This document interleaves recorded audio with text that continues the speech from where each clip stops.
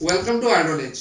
अर्नोलेज पे आप different type of high paying skills सीखोगे, जैसे digital marketing, artificial intelligence, app development जैसे बहुत से फील्डों को हम एक्सप्लोर करेंगे। बट हमारा आज का टॉपिक है पैशन। अब देखो, पैशन मैंने पहला टॉपिक क्यों रखा, क्योंकि देखो अगर हमारे पास पैशन नहीं होगा, हमारे पास माइंडसेट नहीं होगा, हमारे पास मोटिवेशन नहीं होगा, तो हम कितना भी ट्राई कर ले उस फील्ड में हम टॉप ऑफ द लाइन नहीं पहुंच सकते। तो इसके लिए जरूरी है पैशन का होना। देखो, एक सक्सेसफुल और अनसक्सेसफुल इंसान के अंदर बस इतना ही डिफरेंस है। एक अनसक्सेसफुल आदमी अपने लाइफ में क्या चीजें नहीं जानता, वो दो चीजों से लैक करता है अपने लाइफ में। वो है अंडरस्टैंडिंग व्हाट ही लव्स और what he want to do. Two, he doesn't know where he is investing his time.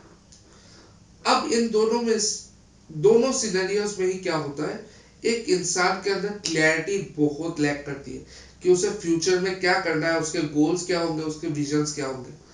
तो ये क्लियरिटी लैक करने की वजह से वो आदमी कभी भी खुश नहीं हो पाता है। वो एक फ्लो में चला जाता है कि सोसाइटी जैसा बोल रही है वैसा चलो। मतलब अभी अगर सोसाइटी में जिन प्रोफेशंस को टॉप ऑफ द लाइन माना जाता है, अगर उसकी जगह पे सोसाइटी ये मानती कि smuggling top of the line profession है, तो वो बंदा स्मगलिंग भी करता, कोई उसे प्रॉब्लम नहीं थी।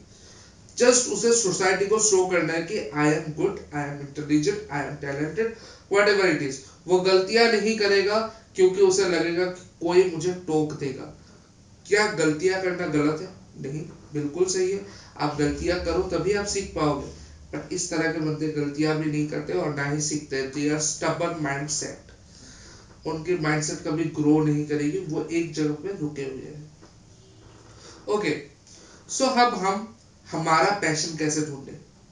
अब मैंने आपको दो क्राइटेरियाज बताए, where you need to know yourself and where you are investing your time। तो हम एक छोटा सा एक्सरसाइज करेंगे।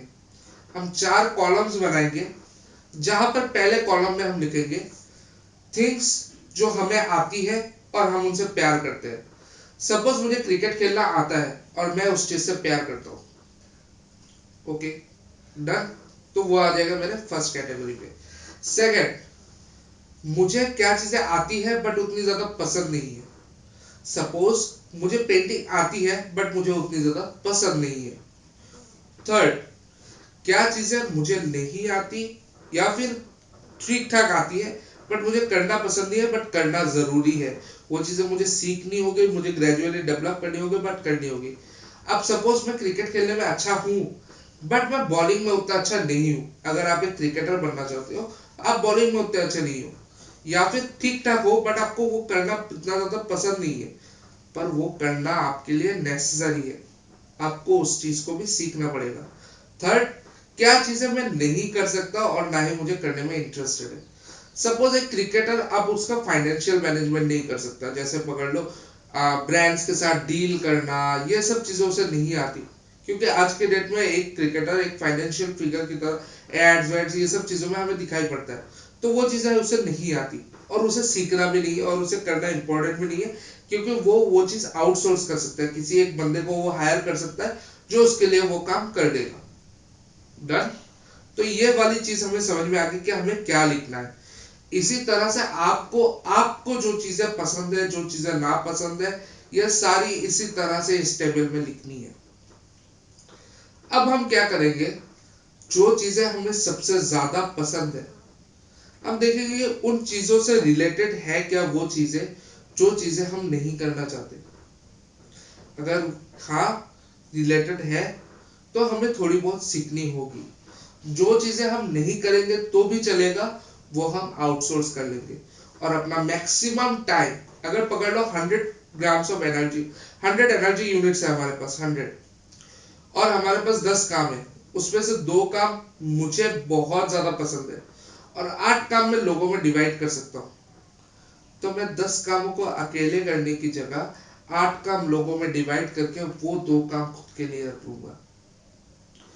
तब क्या होगा, वो 100 10 10 10 करके डिवाइड होने की जगह 50 50 डिवीजन में आ जाएगा, जिससे कि मुझे मैक्सिमम आउटपुट मिलेगा अपने काम का। ओके। और जबकि मैंने 8 बंदों को 8 अलग काम दे रखे, तो उनसे भी मुझे मैक्सिमम आउटपुट मिलेगा, क्योंकि मैंने उनके पैशन के हिसाब से उन्हें काम दे रखा है।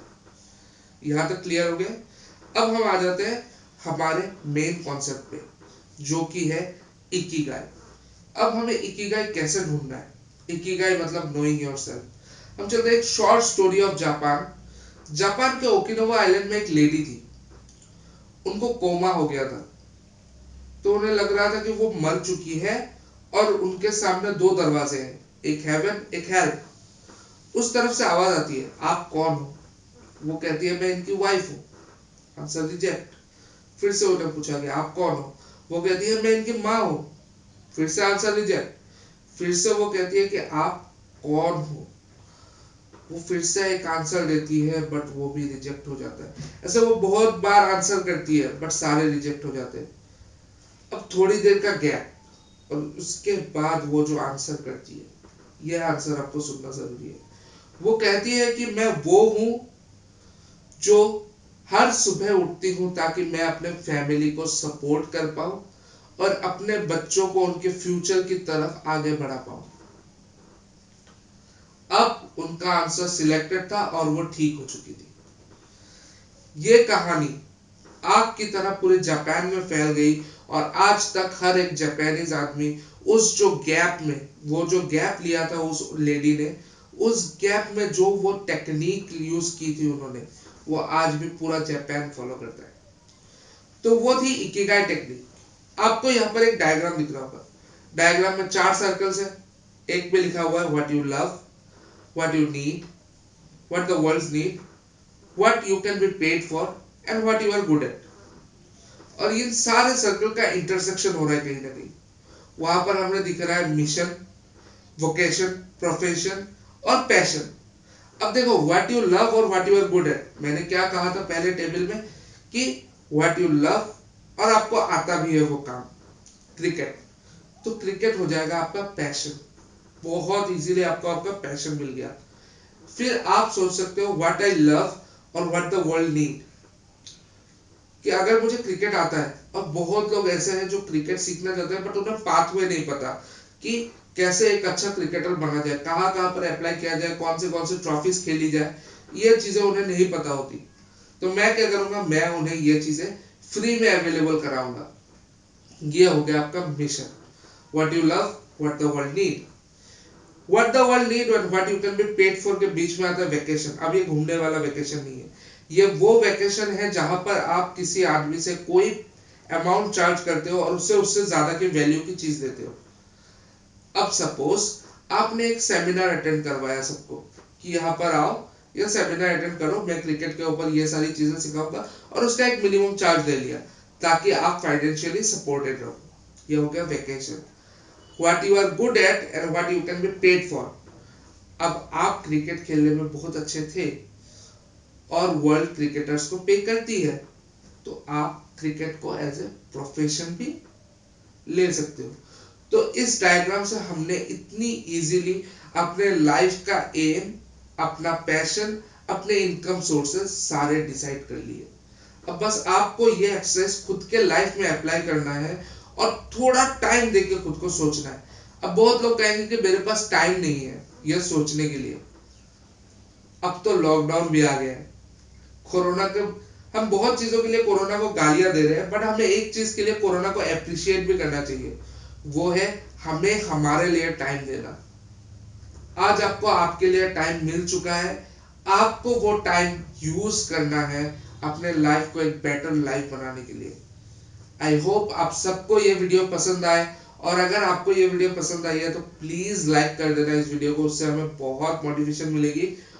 और आपको जो भी आपका पैशन है आप कमेंट डाउन करो नीचे, और या फिर कोई भी सजेशन आपके पास हो आप प्लीज कमेंट डाउन करो, उससे भी हमें बहुत सारी चीजें सीखने को मिलेगी और हमारा एक इंटरेक्शन भी बनेगा।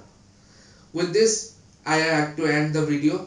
और इस वीडियो के बाद जो वीडियोस आने वाली है वो भी शायद माइंडसेट के ऊपर ही होगी।